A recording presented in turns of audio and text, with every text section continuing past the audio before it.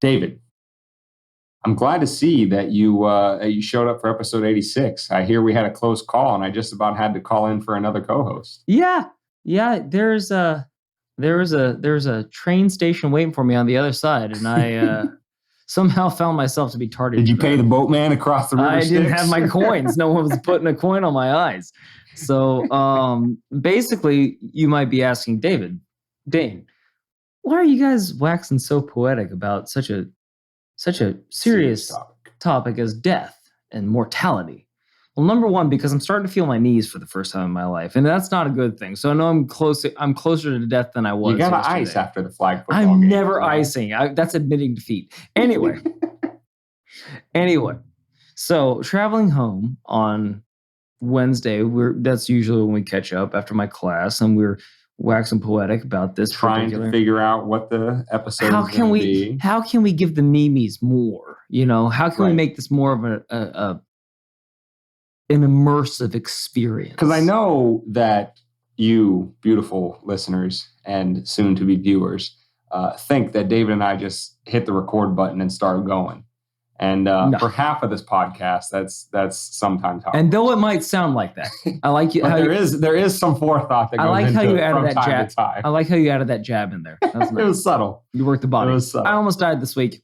You're still giving me the gears. I like it. Anyway, so I'm driving down 95, waxing poetic with you, and I see this landscaping, this Florida landscaping truck, and I'm like, it's the usual. Putting them on blast like the that? white. I don't know what it was. I never got to see it, and if you'll let me get into the goddamn story like I wanted to, instead of cut me off at the knees like you've been known to do. So I see a white cube dragging a black cube, which is usually a South Florida lawn mowing, landscaping, just general utility truck. And I see this tarp wagging like a mother, just going like a 20-year-old, just going. Anyway, so I'm like shaking its money maker. It's like it's making money from it. Anyway, so I'm like, this could be a potential hazard. Let me decelerate. Let me be the proactive defensive driver that I have always been during my entire life. Right. And I merged 10 and 2, mask on. Got to keep the mask on. It's got to be right here. It can't be below the nose. Then it's just a face diaper. So, so I had all that on. I merge into the mid lane. I'm like, disaster averted. No problem. 20 seconds later, I see that tarp. I'm like, I knew it. It gets run over in that lane. What happens when it gets run over in that lane? Gets pushed over to my lane. It's like, fine, okay, we can deal with this. It's not an emergency yet. It's not a solid object. It's not an emergency yet. Serious damage. Car in front of me hits it. And I think, okay, this could go one of a million different ways. I'm going to anticipate traveling all at Mach Schnell at 80 miles per hour on one of the most dangerous stretches of road in the United States. I'm calculating all this in mere milliseconds. Then it runs over. The tarp comes out of the back end of this car and just goes. And I immediately think, no fucking way. No fucking way is this happening. You're in the 8th installment of Final Destination. Exactly. This thing was dead. We canceled this years ago. It made $5,000 at the box office last year. All I'm saying is the Grim Reaper was coming. He was coming hard. Anyway, the next thing I know, this tarp flies onto my windshield, wraps itself around my rearview mirrors, and I'm just flying blind. I'm like, I hope we all agreed that we were going to keep driving the same rate because I can see. So immediately, my reactions kick in. My survival instincts, my fight or flights, do I kill the beast or do I run away from it?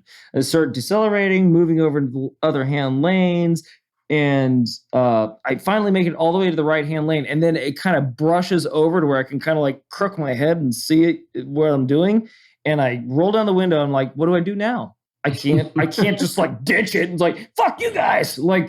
Deal with it like I did. So Here, take this tarp. I had to deal with it. It's your problem now. Like, so I start reeling it in. I reel it into my own car. You pulled the thing. I pulled the thing in as a gesture at speed, as a gesture of goodwill to my fellow man. It's like, this is not going down on my watch. I got you guys. I got you, humanity. I got you northbound traffic lanes on 95 at this current moment. Who knows how many lives you saved? Well, yeah. And then Did you get a thank you? No, not even Anybody a letter. pay you any money? Not even a letter. Not even a bustly, big-breasted woman. Anybody saying, give you a reach around? You. No, not even a little pat on the bum. Not a good job out there, kid. Selfish. So anyway, I'm not done. I'm not done. You think that's what I thought the Grim Reaper was after me for? No. So immediately, you know what? I'm going to catch up to that goddamn landscaping. I'm just going to run upside him, like honk my horn and go, you guys missing something? Found it! Anyway, so that was my game plan immediately. So I merged back over to the left lane and I'm gunning it. I'm giving her all 6 cylinders. I'm giving her all 4 inches. I'm going as hard as I can. And so I want you to envision this. I'm in the left-hand lane. I'm going to let you figure that one out. I'm going to take a drink break. Hold on. Yeah, you gotta let me compose myself. Okay, all right. I'm back. All right, you're back. All right, yeah. All right. It's not funny anymore. David almost died. David almost died. But he's not dead. Lots of giggles. Lots of giggles. David almost died. So I'm in the left-hand lane. Car in front of me is in front of me. Hence him being the car in front of me. And then in front of him is the semi. It's the semi.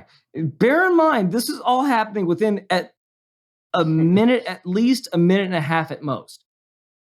So I'm accelerating. I'm like, I'm going to show these sons of bitches that I have their tarp and I'm going to flip them off and I'm going to send them the other way. That's my game plan. You're going to minorly inconvenience them for them. Exactly. For almost committing homicide for their indiscretions, for not stapling it one more time to the mast. Anyway, not 10 seconds into this vengeful drive am I, when the semi in front of the car in front of me, blows a tire and starts fishtailing. Now I'm starting to think that this story is being embellished. If I'm lying, I'm dying.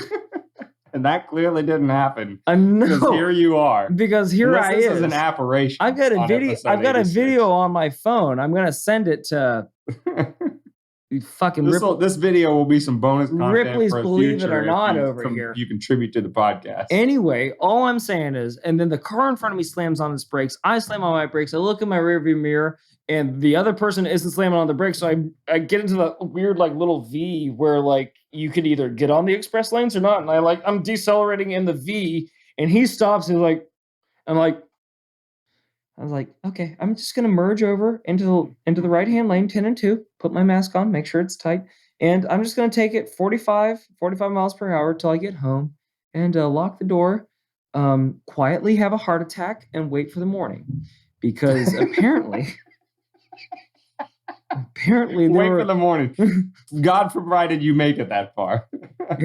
And apparently, from all the things that I had seen, there was zero chance that I was going to see the next sunrise. You've already seen too much. I've been gone too long. True or false, right or wrong, Wheezy. Anyway, I'm here to tell the tale gladly and to be with you, my lovely little memes, and to talk some more shit about the government. All right, that's listen. Let's give the people what they came here for. Let's give them what they want. They're happy that you're alive. Are they? I'm marginally less happy about it. Well, to be honest with you, I was like, shit, I got to do work it's my tomorrow. Time to go. It's my I was time like, to go. that was a permanent vacation? Oh, shit. What have I done? You missed out. Missed out. Should have left it on the windshield. Oh, well.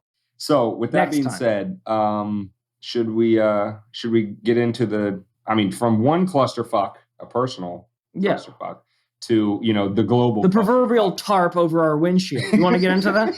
I think we should. Okay. Welcome to Weapons Meme Destruction Podcast, episode 86. The Fighting 86. Found at wmdpodcast.com/86. You can find us on any podcast app. You can also find us on our non-podcast related platforms. Twitter, Instagram, and TikTok.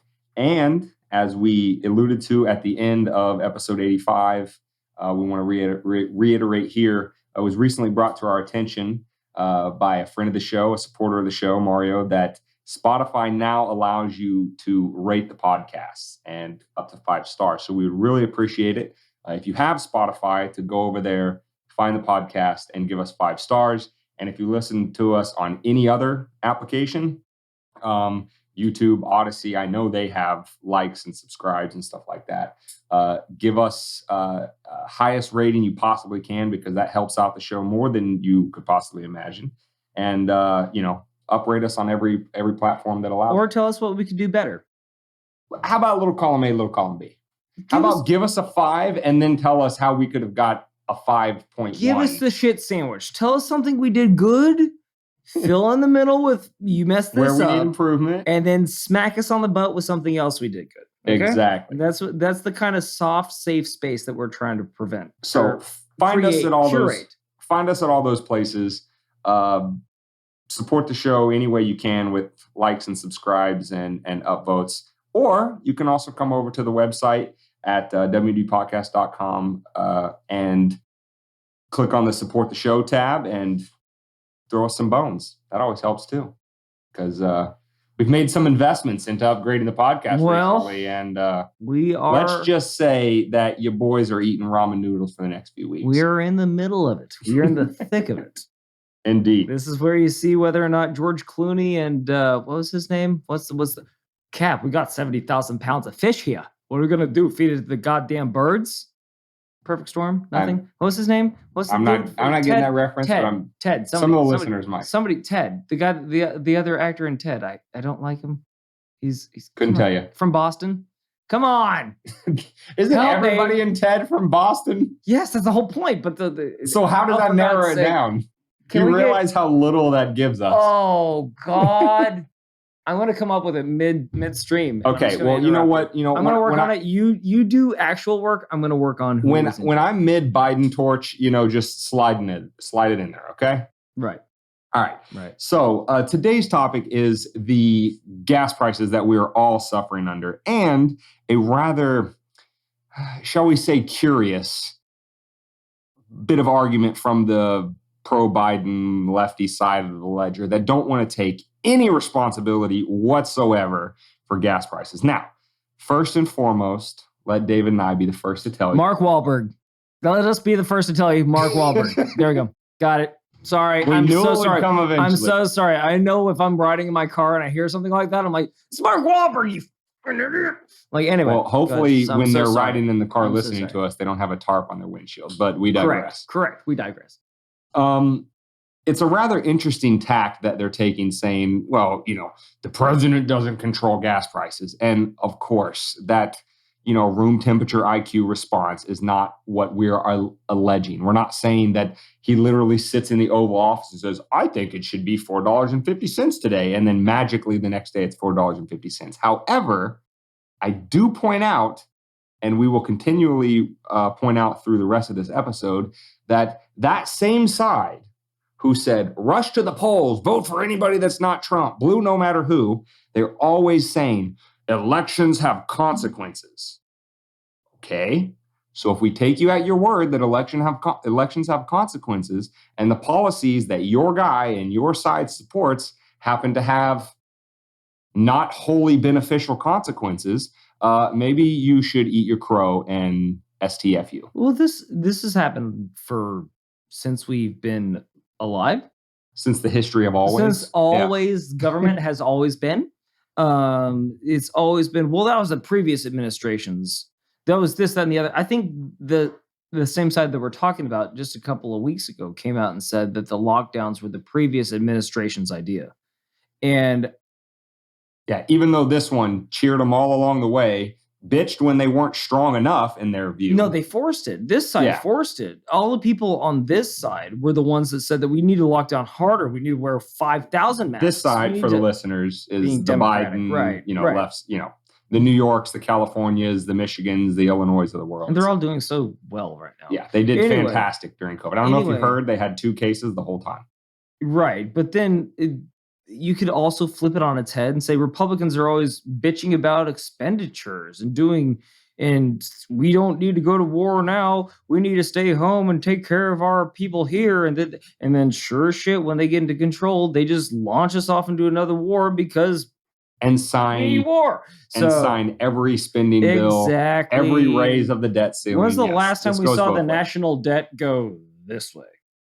Oh no, it's been a hot minute, and not under a Republican president. A while. 2008. No, actually, that's Clinton right. was the last time that there was a individual year surplus. That's right, the 2008 household crisis. That's where I got 2008 from, because we definitely our national debt went down. Right. However, let's not venture too far off the path. So on the gas price, first and foremost, let's just take one portion of their argument at face value, right? So they will say that it's companies' greed, it's oil companies, and they're raising prices because they're greedy, and that's why gas prices are higher. Well, first and foremost, setting aside the room temperature IQ economic literacy of that point, let's just grant that for the sake of the argument. Let's steel man their argument and say, okay, let's say that it is companies just trying to raise profits. So what? Companies are beholden to their shareholders. And guess who their shareholders are? Me and you. If you invest in the stock market, as many people's 401ks does, then you presumably have some oil stocks. So if they're beholden to their shareholders and they want them to make profits, well, that 401k is your retirement.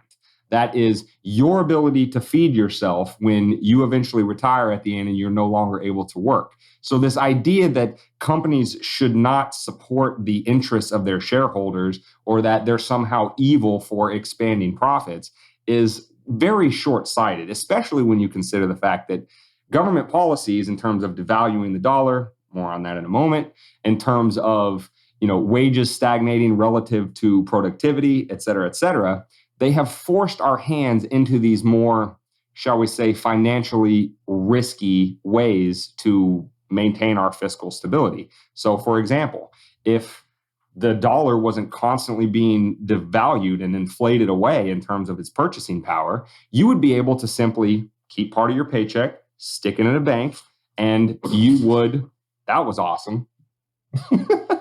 Authenticity to the show. The show must go on. It will go on. We had a sound dampening square fall off. We'll figure it out in post. Yeah. I don't know if you heard that, but in case you did. We'll figure some CGI shit. Is now people are forced into things like the stock market when 100 years ago, they may not have had to do that. When before gold was decoupled from the dollar, you could save 20% of your paycheck. And over time, the value of your dollar increases. So when you retire, you have a safe retirement fund where you don't have to be risking the stock market. But because of their policies, we are forced into the stock market. And now these people want to come along after the fact and say, companies shouldn't be worried about shareholder profits. Well, that's you. If you're invested in the stock market in one stock or through a 401k, you are the shareholders. And you are the ones that they're maximizing profits for. Let's not also forget, if, Congress and the powers that be were truly upset about things being taken advantage of, they're the ones that write policies. They're the ones that tell these businesses what is legal and what isn't legal. So let their actions speak for their bolster. They'll come out and say, well, these gas prices are too high and gosh darn it, we need to fix it. But let's go ahead, if they were really serious, let's go ahead and see them on the Senate floor or the House of Representatives floor that Monday after they come out on Friday with a post. But they don't.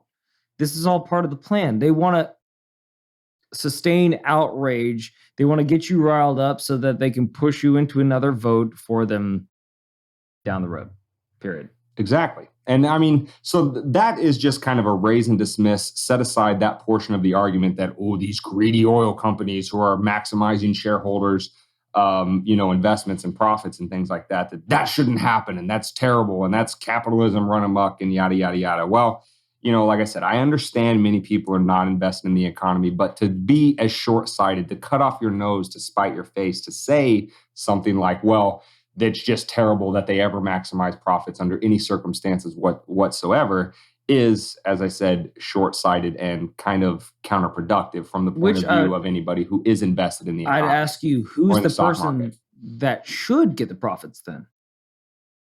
Who's the right person to profit from this? Is that a rhetorical question? You can answer it if you've got an answer. I don't. But the whole point is like, they're just upset to be upset. Like, yeah, it sucks to pay $1 more this week for gas than last week. But lest we forget, it was their same ill-advised policies that made us this, for what we're being held to the sword for right now. We have to pay more money for these gas prices because Putin did what he did. Like, Putin did what he did back in 2014, as we discussed on a previous episode, in Crimea. If we didn't see the writing on the wall then and start taking, some steps to prevent exactly this scenario, us being completely dependent upon Putin for our oil, which is what they're saying our raise in gas prices is dictated by, then why didn't we make steps back then to make ourselves more self-sufficient so that we wouldn't have this gigantic increase in price of gas? Well, David, I'm very glad that you asked that question because... Did I stumble upon a nugget? Because that does go back to what we led in with this topic about elections having consequences. And I'm going to read just a little bit of data from EIA.gov, that super radical right-wing capitalist hate all poor people website. That's why they named it that. Of a government website. That's why they named it that. And EIA stands for the Energy Information Administration. What? And they keep data. That sounds like a rap song's like holler, like EIA, EIA, or like a dance, like a salsa, like a EIA.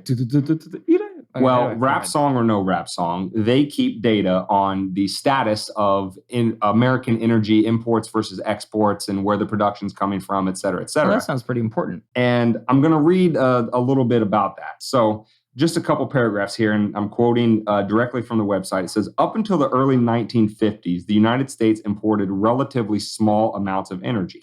Well, if you are meeting all of your domestic consumption with domestic production, you don't need to import a lot. Back to the article. In the mid-1950s, the United States began to import greater amounts of crude oil and petroleum products, such as gasoline and distillate fuels, to fill the gap between petroleum consumption and domestic production. Total U.S. annual primary energy net imports minus exports, generally increased in most years since the mid-1950s and reached a record high in 2005, equal to about 30% of total U.S. energy consumption. So from the 1950s until 2005, the United States progressively had to import more and more energy sources, primarily crude oil, because domestic production was lagging behind domestic consumption. But since 2005, back to the article, total annual energy imports have decreased and total energy exports have increased. So since 2005, the United States reversed trends and started producing more domestically to the point that they were actually exporting energy as opposed to importing. Back to the article, the United States became a net total energy exporter in 2019 for the first time since 1952 and maintained that position in 2020, even though both total energy production and consumption were lower in 2020 than 2019. So what you see here is a trend of, as the United States became more and more dependent on energy sources such as fossil fuels in terms of natural gas, oil, et cetera, it began to consume more and more as the United States developed from the 1950s all the way up to the early 2000s. However, elections having consequences, successive administrations started to kind of take the shackles off of domestic energy producers such that they were able to create more domestic production. That way, the United States was not so reliant on foreign sources of, for example, crude oil. And just one other thing from this article is that crude oil is the largest source of U.S. energy imports. So when you're talking about, is the United States beholden to what happens in the rest of the world?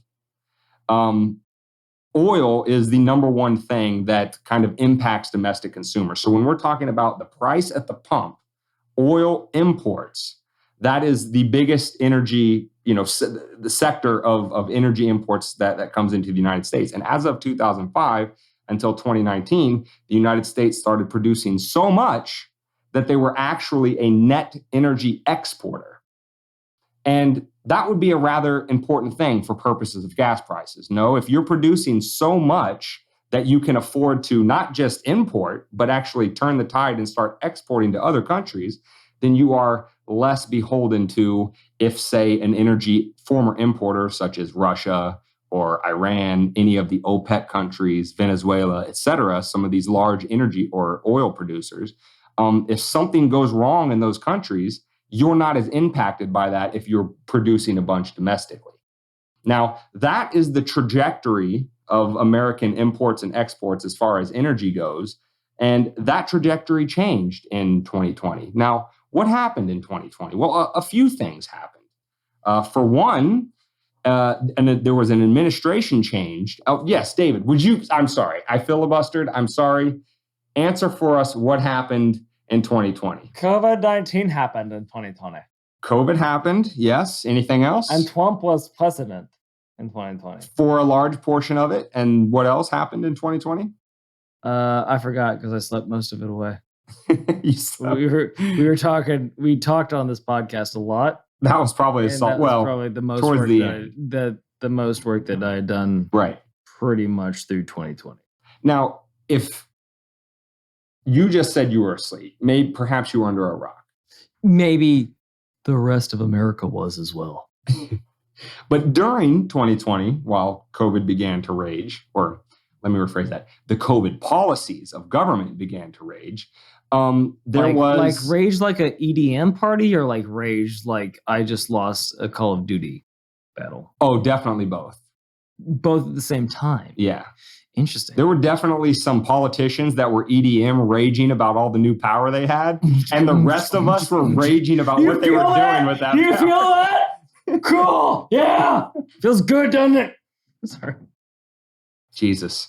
David, this is why our audio production costs so much goddamn money. I looked away from it. The new edition knows that I looked away. Because you can't control your tone of voice. Okay. I'll take that one on the chin. So, yes, another very important thing, and again, unless you were sleeping and under a rock like David was in 2020. I love my rock. There was a rather important election that happened in 2020. Oh. And yes? Was that the election of President Kamala Harris? Yes. The first? Yeah. That was Orange Man Bad, Get Him Out. That was that one. Oh, that's right. In case you forgot. Because he's going to start a nuclear holocaust. Yeah. I remember that. And a rather important, let's see, what should we say? A rather important policy difference between one candidate and another, and very proud of the candidate who actually won, Biden, was that he wanted to go green, damn it. He wanted to get off fossil fuels. Climate change was an existential crisis, and we needed to shut down domestic production as much as possible because we needed to, basically hinder oil producers as much as possible because they're destroying the world and yada, yada, yada. I thought he just really liked young women's hair. Little column A, little column B. I think he was just getting a whiff of it, and he's like, you know what? This fossil fuel. Hold on. Okay, more fossil fuels. It's bad. It's bad. So their dander gives them strength. I think that most of us now know, sitting in 2022, how that election turned out. And the individual who won, Mr. Biden, did exactly, you got to give him credit for keeping his campaign promises. He did exactly what he said he would do relative to energy and oil production on day one. I believe it was literally his first day in office where he shut down the Keystone Pipeline. Reliability is key, Dave. It is. That's how you get reelected. Hey, okay? Listen. The mental marginals that really banged the drum for him to get elected were very, very happy, and he made them proud, at least within the context of energy production. Let them down on a lot of the whole, defund the police and, Making the country we have other episodes about that. But for purposes of energy and saving the world from climate change and all that kind of stuff, he delivered the goods. Because it wasn't just the shutdown of the Keystone Pipeline, which people kind of myopically focus on a little bit too much. It was also a myriad of regulations that he put back into place, which the Trump administration had repealed, which disincentivized. And what do we talk about on this podcast all the time is that human beings respond to incentives. And his policies, as he campaigned on, disincentivized domestic producers to continue to take out leases to drill for oil on U.S. soil, to, again, not be reliant on foreign imports, et cetera, et cetera. And so he put those policies into place. People can't drink water in Flint. God damn it. We're getting more earthquakes because of fracking. Don't you understand, Dane? Listen. We have to do these things. Here's the thing. In terms of steel manning their argument. Wormholes are opening for Thanos to come in, and we don't have a fucking Tony Stark. Okay? Fair enough. Okay. But what I'm saying is... known. Wormholes.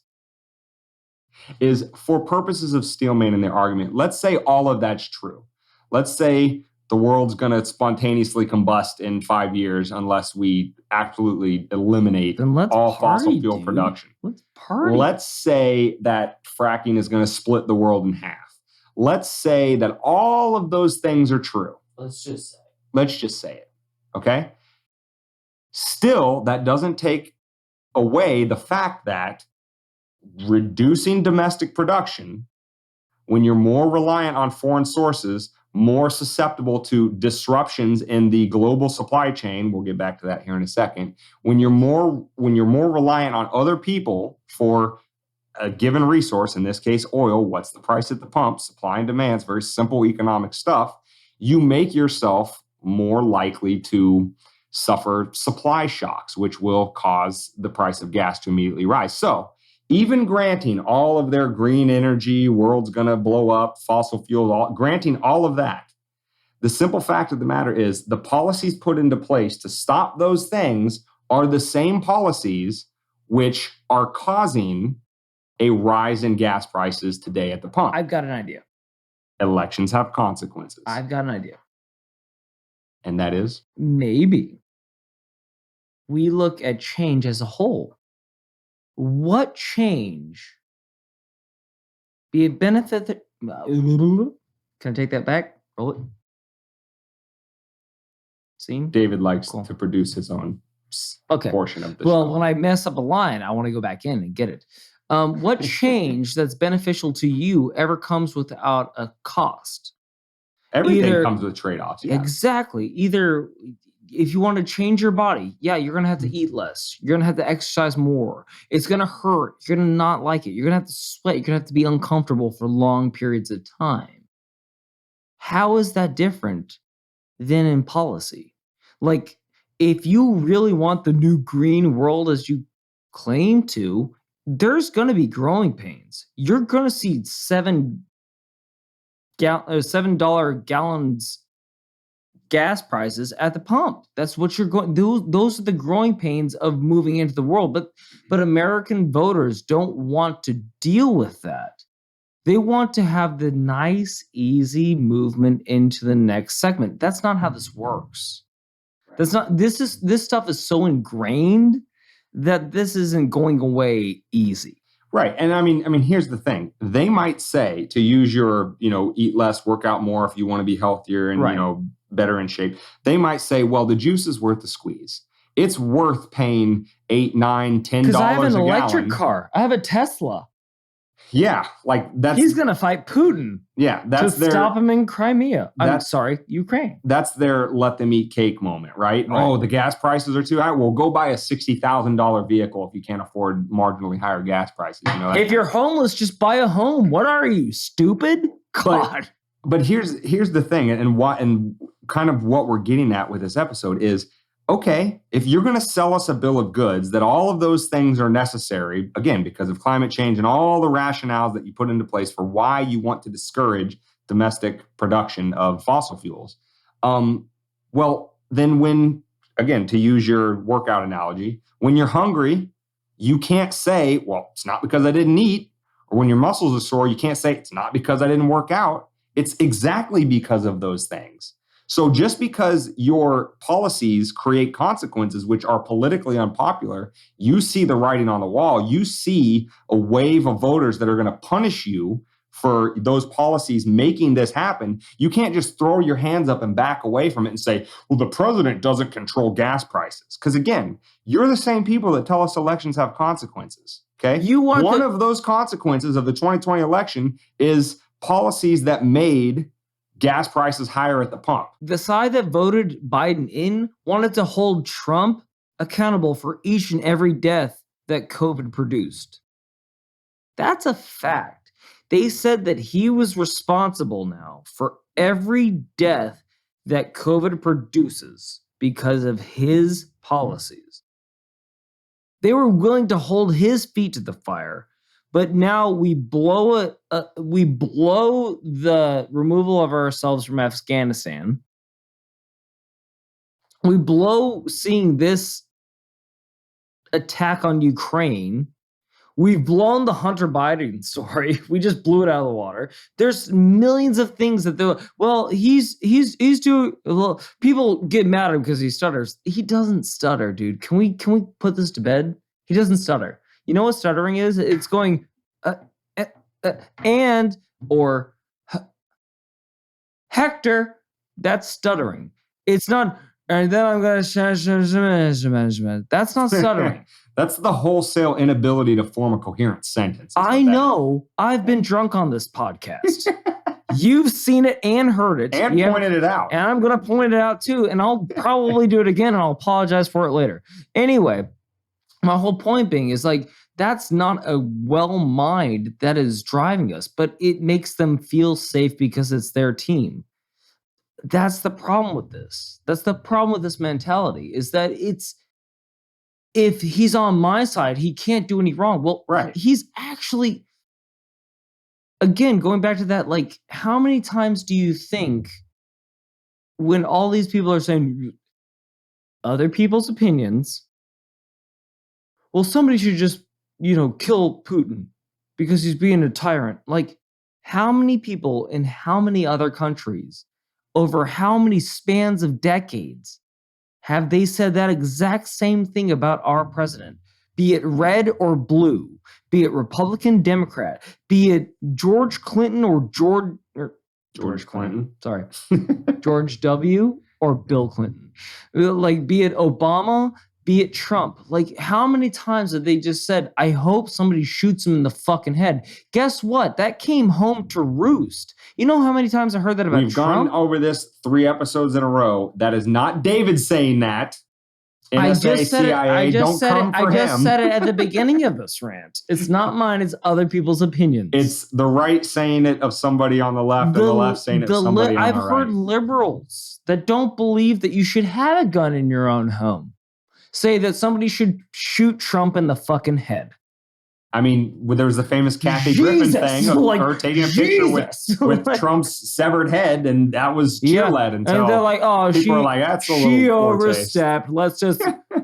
But somebody made a comedic joke about 20 years ago that's off-brand today, so cancel him. Like, what? What are we talking about here? This is the insanity that if I'm never wrong and your side is always wrong, how do you form cogent policies? How do you move forward? If all you do, like if you're on a team and it's a 2-man team, because, us libertarians always get told it's throwing your vote away. There's no way to ever make libertarianism an actual thing. Okay, if that's true, then you've got that guy colored in red over there to work with. And if you're going to your friends and saying that guy doesn't know what he's talking about, everything he says is wrong, and then all of a sudden the guy in red goes, that guy's a fucking lunatic. He thinks that there's 87 genders. Like, you guys need to hold hands because we can't move forward unless you guys agree to move forward. And if all you want to do is stalemate each other, then this country's never going to grow. And if you're not growing, what are you doing? You're stagnating. And if you're stagnating, you're dying. God hates a moving target. And if you're stagnating, sitting in one spot, he's going to KO you. It doesn't matter if you're a country. It doesn't matter if you're an 80-year-old. He's going to kill you. Right. So we spent a lot of time kind of banging home the point about the anti-energy policies of Biden and his administration, how that plays into the price at the pump.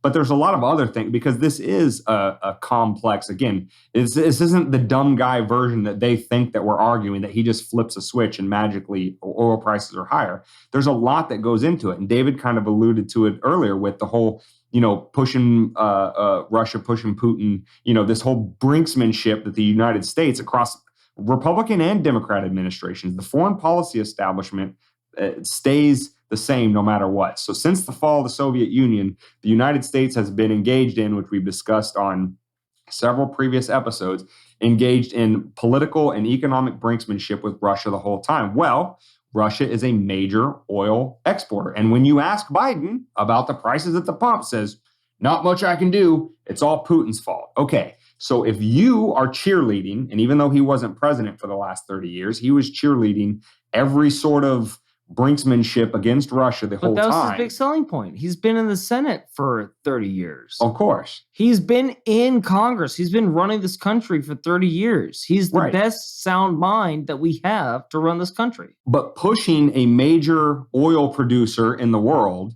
to the point that Russia has eventually got to. And again, this is not to cut Putin slack. This is not to say that, Putin's invasion is wholly justified or anything else like that. But again, back home to hammer the point, elections have consequences, policies have consequences. So when you have the unholy soup of anti-energy policies, when you have brinksmanship with Russia for 30 years that eventually culminates in what we're currently dealing with now, when you have the COVID policies, which Biden and his side cheerled the entire time, which creates massive supply chain disruptions, which again, they're also fond of blaming for inflation and things like that, policies which they cheerled the whole time. And then to top it all off, you have our old friend, the Fed, which I will guarantee you, if you sat Biden down and said, do you think the Fed has printed too much money? Do you think the government's $30 trillion debt is too high? Do you think that the Fed shouldn't continue to monetize debt to allow the government to spend on all of the things that they want to do the whole time? Well, that inflation of the money supply causes inflation in prices, which again hits you at the pump. So this whole witch's bubbling cauldron of policies that are the result of elections that have consequences result in higher prices at the pump. You can't just back away from that, throw up your hands and say, our guy didn't do it. It's Putin's fault. It's Trump's fault, et cetera, et cetera. You have to own your shit. And believe me, in November 2022 and November 2024, your side will own that shit. And that's what you're trying to back away from now. But people like us aren't going to let you back away easily. All I was going to say. Go for it. All I was going to say. Is say that, son. When you're going, ask the Fed this, ask the Fed that. I was just going to say, just ask a commoner. Do you think it's probably wise to print 40% of the money that has ever existed in 1 year and then expect that money not to be devalued in the next year? Just ask anybody. If one thing equals one thing, quick maths, because we're math magicians. We've established if one thing equals one thing, and then all of a sudden, the value was on the right, and then all of a sudden, you crank up the left one to 400. Well, what did you do to the right side, to the value side? You didn't do anything. It still equals 1. So what did it do to the one on the other side? It's 400 now. So that 400 still equals 1, which means that each one of those 400 is a portion of that 1, if I can explain the Fed to you. So again, to think that our rulers, to think that our politicians are smarter than us, if you thought your way to find, or if you thought the way to find your way out of the mandated lockdown that you force us all into was to print money, and that will make the economy grow and that will keep the economy stable, you just threw water onto a chemical fire, my friend. You just threw water onto the one thing you can't throw water onto. And they were telling you, oh, you got a $1,400 check. Cool. What did you do with your $1,400 check, Dane? Did you put a down payment on a car? Hell no, I bought stocks. Did you buy a new house? I bought stocks that apparently they're not supposed to be beholden to me as their shareholder. I'm sorry. They're supposed to take my money, give me the finger, and say, go suck one, buddy. Is this not 1950 where you could buy a house for $1,400? I can't even pay my rent for $1,400. What the fuck are you talking about $1,400? Meanwhile, as we discussed on previous episodes, $26 billion went to an orange grove in Ohio. Which, you don't need to be a geologist or oranges don't grow in Ohio. I don't want to spell this shit out for you, but it's getting a little redundant at this point. The Russian connection, somehow 30 trillion in debt, the government just magically came up with 100 billion more to give to Ukraine. But remember, Dane, we're too stupid to understand what Clinton did to spy on other people and manipulate elections. We're too stupid to understand. We're too stupid to understand Biden's son's computer scam. We're too stupid, so they just don't cover it. They cover whether or not somebody's getting bombed other than our country, because all I hear is like how terrible it looks. Well, yeah, it's terrible. War is terrible, especially when we do it to other people that we don't televise. Yeah, so not holding successive administrations' feet to the fire for the policies that put us on the path to things like war or things like massive amount of debt slavery that yet to be born generations will never be able to pay off in 10 lifetimes. Those kind of things by every single administration and their sycophantic supporters always saying, it's not my guy. My guy doesn't control gas prices. Not this. Not my guy. That, again, to David's point about not working together, if every side keeps saying, my guy never did anything wrong, it's always the other guy's fault, well, that's how you wind up with $30 trillion of debt. That's how you wind up with $5 a gallon gas prices. It sounds like a bad divorce. That's how you wind up with potential nuclear annihilation. Like we're going to have to separate the kids. It sounds like we're going to have to join them on weekends under supervision from the court to see them again. Like that's how relationships break down. When you blame the other side for all the problems in the relationship and take no onus for any of the problems within the relationship for yourself. That's how things come apart. That's how things fall apart. That's how you get divorced. And that's how you lose 50% of your estate to that conniving bitch that banged the trainer that you're paying for. Anyway, that's all I'm saying. I try to add a little levity. Apparently, the tarp should have taken me out so I could be in a happier place right now. But here we are. Exactly. On episode 86. And where can they find that, Dane? They can find this episode at wdpodcast.com/86. Any podcast app. You can also find us on YouTube, Odyssey. I think we're on Rumble now. And then you can also link up with us on our non-podcast related platforms, Twitter, Instagram, TikTok, and please, every single one of those platforms, subscribe to us if you haven't already.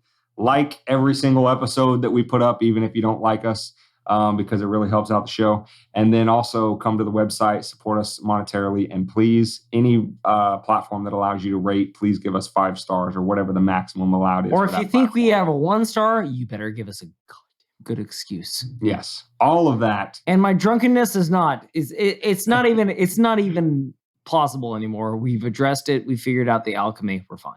All of that will help us maintain this podcast to be a going concern, to be coming in your ear holes every week. As soon as I said it, I knew. I saw the look on your face, I'll David. let you have it. I'm going to let you have it. Every week. Coming in your ear holes every week. Hopefully giving you... Weapons of meme destruction. Hopefully giving you a modicum of sanity in this Buckle up. It's been a long week. Anyway. So next week, we do have an announcement. Next week, episode 87, we are doing a dry run this week of actually having film. We have... if it sounded a little catchy. Again, that supporter, friend, compatriot, video savant of the show, Mario, has been helping us get our stuff together, upgrade the studio, and get ready to have video on YouTube. So if you are a visual platform listener, YouTube, Odyssey, Rumble, etc., we will have videos. You will see our smiling faces starting next week with episode 87. Or no, the following week, episode 87. Whatever. Scheduling is weird sometimes. Yeah, sometimes we don't know words and we get them all mixed up. Anyway, until that then, being said, stay safe and stay free. Over and out.